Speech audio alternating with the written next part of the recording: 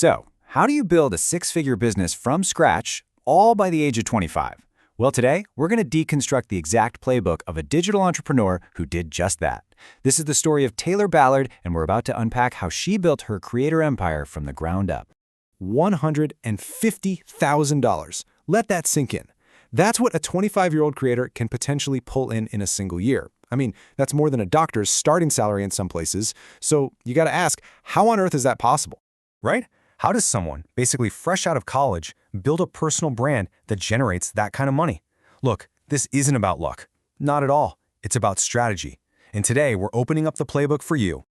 All right, here's how we're going to break it down. First, we'll introduce you to the founder of this new digital empire. Then, we'll track her journey from Pilates to paycheck and really dissect her multi-platform strategy. After that, we'll get into the business of authenticity, and then get real about the price of having a following. And finally, we'll put it all together to show you what this new entrepreneurial blueprint looks like. Okay, so how do you turn something you're passionate about into a seriously profitable business? Let's meet the creator who seems to have cracked that exact code. So this is Taylor Ballard, who also goes by Taylor Madison online. She's 25, from Orlando, a University of Central Florida grad, but here's the detail that changes everything. She's a certified Pilates instructor. Trust me, that one little credential, it's the entire foundation of her business. So how did she even get here? Her story isn't some happy accident. It's a series of really smart, calculated moves. Let's break down exactly how she built her brand from square one.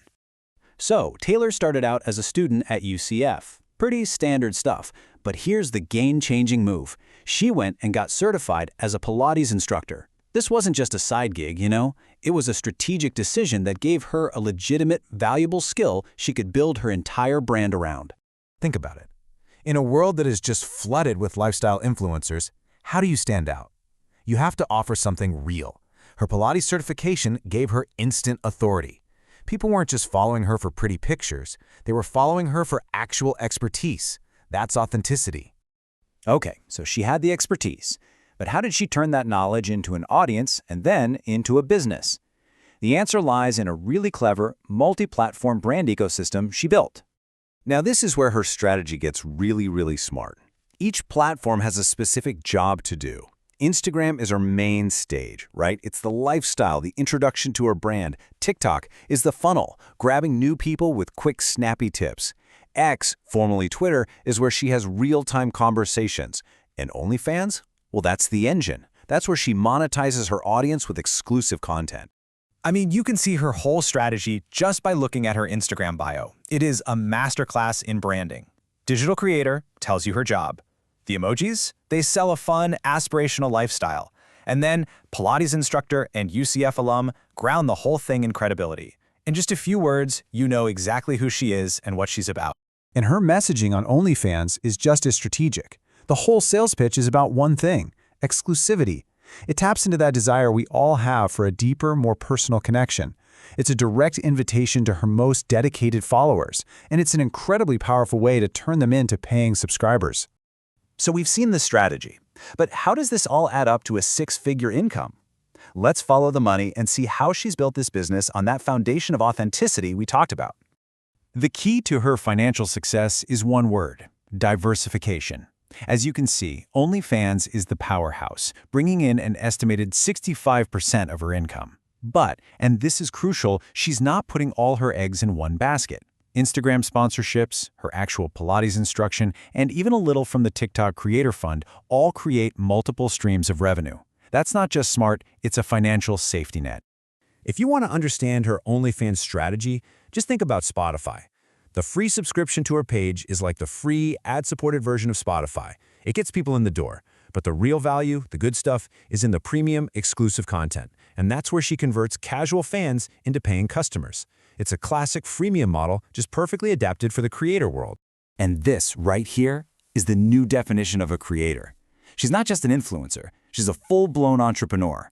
She's the CEO of her own media company. She's making strategic business decisions. She's controlling all of her creative. And, most importantly, she's keeping the profits.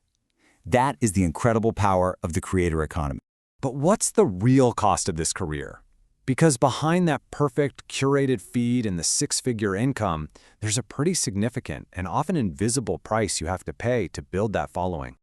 First off, you're on a content treadmill. The algorithm is your boss, and it is a demanding one. It demands to be fed constantly. If you stop posting, even for a few days, your visibility just nosedives. It's a relentless, never-ending cycle of creation and performance, and honestly, it can be absolutely exhausting. And then there's the public judgment. Choosing a platform like OnlyFans, as brilliant as it is from a business perspective, opens you up to a constant fire hose of criticism. Managing that negativity, the comments, the shaming, it's a full-time job in itself, and it takes a serious mental toll. And finally, there's the financial reality. When you're your own boss, you trade the security of a traditional job for the freedom of being an entrepreneur. And that means no company 401k, no employer-sponsored health insurance, and definitely no paid time off. Every single dollar has to be earned, and there's no safety net. It's the ultimate high-wire act. So, when you put it all together, the strategy, the money, the challenges, what's the big takeaway here? Well, Taylor Ballard's story isn't just about one creator's success. It's really a blueprint for a whole new kind of entrepreneurship. And for anyone out there who still thinks this isn't a real job, this quote from our source material just says it all. She did get a real job. She created it herself. That right there is the power of this new economy. So what's the playbook we can take away from this? First, build your brand on a real, credible skill. Be authentic. Second, diversify everything, your platforms and your income streams. Third, be a strategist. Know exactly what each platform is for. And finally, be a realist. You have to understand the pressures that come with the territory. You know, as more people like Taylor build their own digital empires, using their unique skills to create careers completely outside of the traditional 9-to-5, you have to ask the question, is this the new American dream? A future where everyone can be their own boss, their own brand, their own CEO? It's a pretty radical idea, and it's happening right now, right in front of us.